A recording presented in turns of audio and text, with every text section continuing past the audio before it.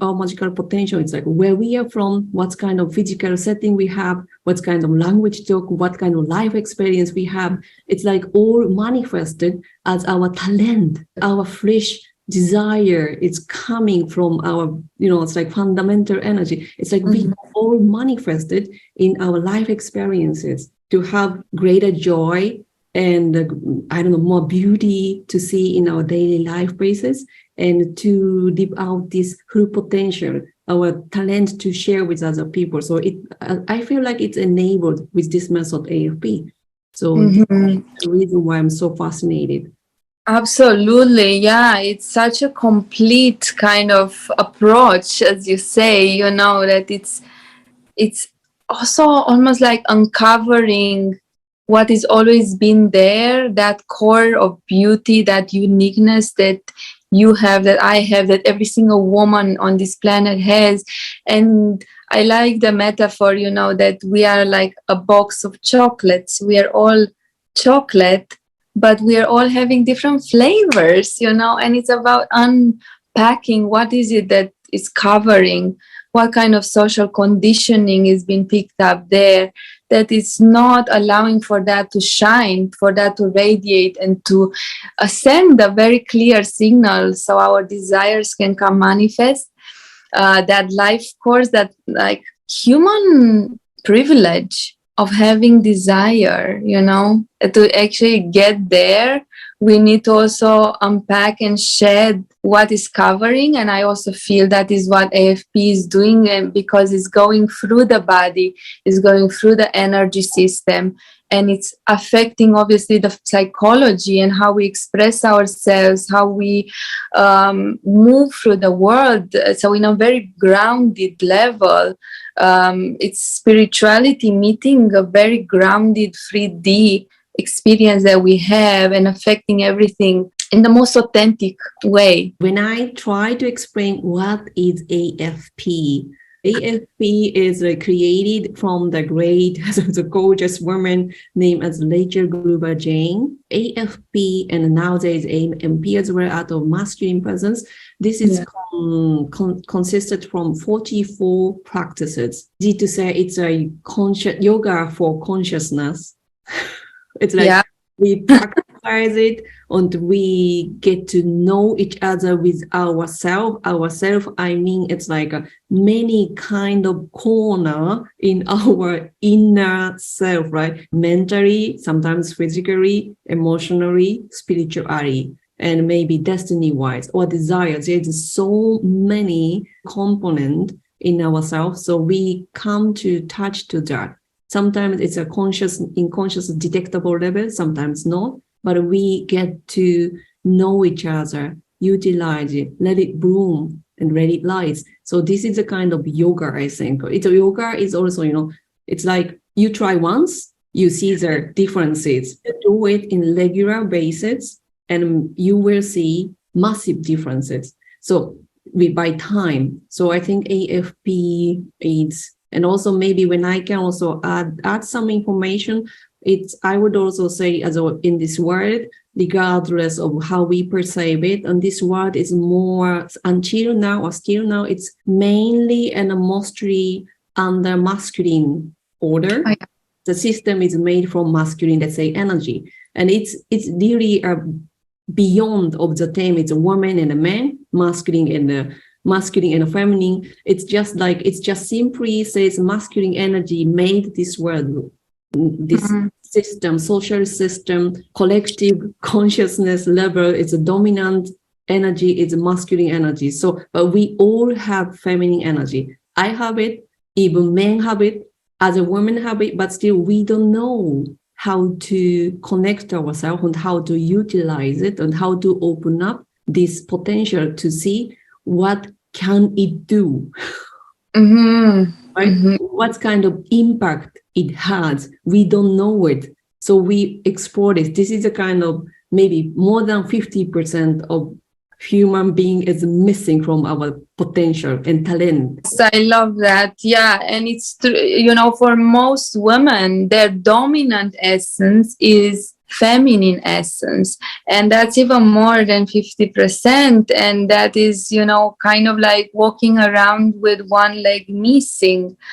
And so yes, as you said, it's like almost like a roadmap to find the feminine essence through your body. And over time, obviously, you will feel an instant lift and an instant joy and ease when you try it once. But this is a layer process when you want to make it your own, something that nobody can take away from you, that you don't even have to think in the morning to practice anymore. You are mainly home with yourself, mainly home connected. And then when you speak from there. When you walk from there. And you keep so much of energy for yourself. Many benefits, and we're going to get into those as well. But one of the main, and you know, we see so many women burn out. It's a normalized thing that, you know, to be tired, to be always drained is like a normal thing in our Western culture. But that's not how we're designed to live, and that's not how we're designed to thrive. That's just being in survival all the time and dragging from one day to another. That's not fulfilling our potential or radiating or being light beings. So, IFP, what it did for me as well, and for many other women, is like reining back the energy. I can contain it. I'm not leaking it out. I'm not throwing it out, overgiving, you know, worrying about everybody else and forgetting about myself. But I am able to contain more and then channel this energy towards my desire. So everybody can do this when we know how. So the 44 practices are like a roadmap to how to do that from many different angles: energetical, psychological, physical, and spiritual. It's a spiritual yoga, as you say. Yoga is a practice. It becomes a devotion, kind of. I love these words, like as if we are trying to walk, like one leg is missing. And I think for the women, because we have like physical manifested level, we have more feminine power, more feminine energy. So when we are missing it, it's not only one leg, it's much more. We are missing that. It is a beautiful metaphor for our daily life. So this is the things, you know, it's like what we desire mostly. It's like we desire more like freedom, more money, more love. It's like something what we makes more happier, what we makes who feel with joy, or those things, right? But somehow I think when we start to think like how to get it, it's very masculine approach. Okay, when I achieve this, when I get that, when I have this person, I will feel the love. But it's everything's happening in our inside, right? So now fulfilled with ease and happiness and relax, or being in love, or to feel this desire, passion, all those things is happening inside, but we so missing this part. And this is actually, we definitely need a practice, because we all live in a masculine order dominant society, and the masculine energy is more like a go and get it, go and create it, go and make it. But this is actually not the product what directly fulfill us.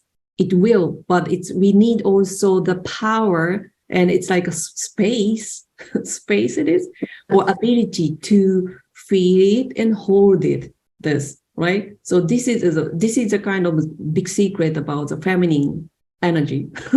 Yeah, no, exactly. And it's about, becoming conscious, because becoming conscious and knowing how to switch on that light, to switch on that feminine energy, and how not just to do that, but to also contain the energy. So staying big and spacious, taking space, stretching in that, dancing in that, moving through that, but also, keeping more of this and doing that almost on demand.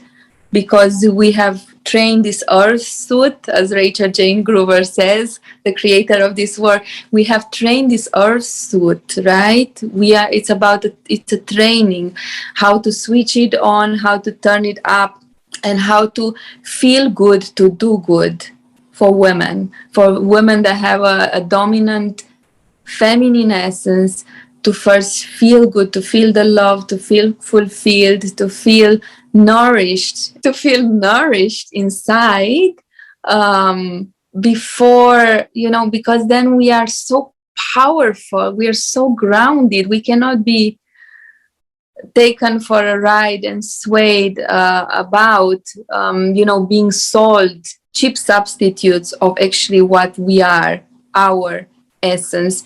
This is the society, because it's built on that masculine model. It's almost trained us as well to disconnect from that, to judge the feminine, to think not very good things about our feminine essence, our very nature, our home. We think, when we start to unpack it, we start to see how many judgments we have picked up and internalized from this system. And this is, like keeping us really small. It keeps us very insecure and very gullible and easily taken for a ride and easily sold to a lot of substitutes that we really don't need. Because if we only knew how to stay home and how to access that internally, all those feelings that we're looking through, I don't know, addiction and shopping and maybe codependent relationships, chasing, overgiving, pushing, controlling, manipulating, all these behaviors will start to slowly subside when we actually find that internally. Because they are only there when we feel starved, when we're hungry, because we've not been taught, none of us, until I found out of feminine presence, I didn't have a clue. Maybe I would access these states once in a blue moon out of accident.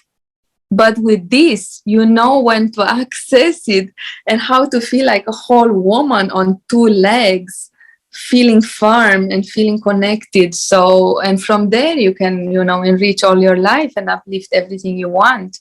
It's your choice what you want to pour that energy into. So, yeah, it's so fun to talk about this. I love it. Yeah, the things what you said, like we already internalized so many, let's say, prejudice against femininity, against being feminine. So this is something what I really can't relate myself on. This is so hard, but I think it was so natural for me. And I also see that until now, for so many women, for them, this is more natural to, let's say, look down femininity and to try to cope with masculine order, or none of that, not to having it's like those kind of energy, like just being existence as an object. I think for many people, this is like a kind of standard set point. So how we internalized it, and this is, we all know it. So I'm 41 years old, and I think even for the younger generations, we raised up in a society, in a culture. I'm from Japan, and Andra is from Romania, and also from many people from Western countries or maybe other Asian countries as well. Mm-hmm. We already heard it. It's like women are too emotional. Like saying, like judging the feminine as weak or, passive. Yeah. Weak, passive, not productive enough, or maybe manipulative kind of things, right? Mm-hmm. So somehow women needs to wait, or I don't know, so those kind of things we already internalized so much. We already raised up in that society. It was normal. It was a standard things. Maybe some people are lucky and some people are not lucky to be raised up to how strong we internalize those prejudice against femininity. So that somehow for us, it started to become natural not to be relaxed in our own femininity, right? Absolutely.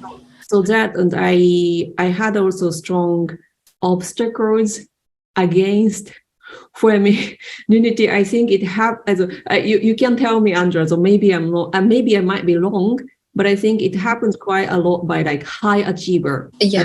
I'm from Japan. I started to study German language, and I studied psychology in Germany until like master degree. So somehow I think I belong to those high achiever, maybe, or maybe for me it was natural. Just when I want something, just do it and get it. and brings a result. And somehow it was natural for me. And for those women who achieved a lot in their own masculine order, for them, it's a little bit more difficult to open up to own femininity, because it is something what we already try to suppress so hard in so many years, and it became so natural to us. So the first step to open up this topic, art of feminine presence. I think I also went to the mini workshop of AFP because it sounds AFP. And when I knew it, this is art of feminine presence, it's about femininity, I also didn't open the door. Okay. Absolutely. It's a journey to take out the suppressed parts and, the messages that we have taken, even for me personally, I must say, I had so many messages from my father, even so many judgments from him, like belittling and putting down women, in many ways, many words that you said before. And in a way that motivated me, I think, on a subconscious level to be like, no, that is not right. Although I took it on because as a child, teenager, we don't really have the boundaries. So it comes in, it goes through, and those voices are still there. But in a way, I'm so grateful that I found Art of Feminine Presence. And when I even seen the title, it was very inspiring for me, like really magnetized me, because it's almost like, I always knew my father was wrong. These voices were not right. They were totally the opposite. I am beautiful, I am love, and I am worthy, and I am strong, and I am woman, and I deserve respect, and all of it. I'm just as capable, and all of it. So in a way, it motivated me to go even more like high speed towards claiming this for myself, what was patronized, put down, and not cherished. Yeah, when a woman is not cherished, it's that's the food that we need. And even if our past was that way, there is always a second chance. And I feel with Art of Feminine Presence, it is like a second chance to find that environment where I can be held, where I am safe, and where I'm also reflected back. The more, I maybe uncover one sparkle of my feminine energy, and then a second sparkle, and then a little more. It's like digging for a diamond, and and then having these beautiful women around that also do the same, and then we reflect to each other how strong this is, how beautiful this is. That softness is never weakness, is the ultimate power there is the most creative force in the universe. And that takes time to come out of the brainwashing and more towards, oh my goodness, that's always been my nature, and I will embody it, and I will trust it. I guess that, is the also cornerstone and missing piece of like trusting the feminine outside and inside.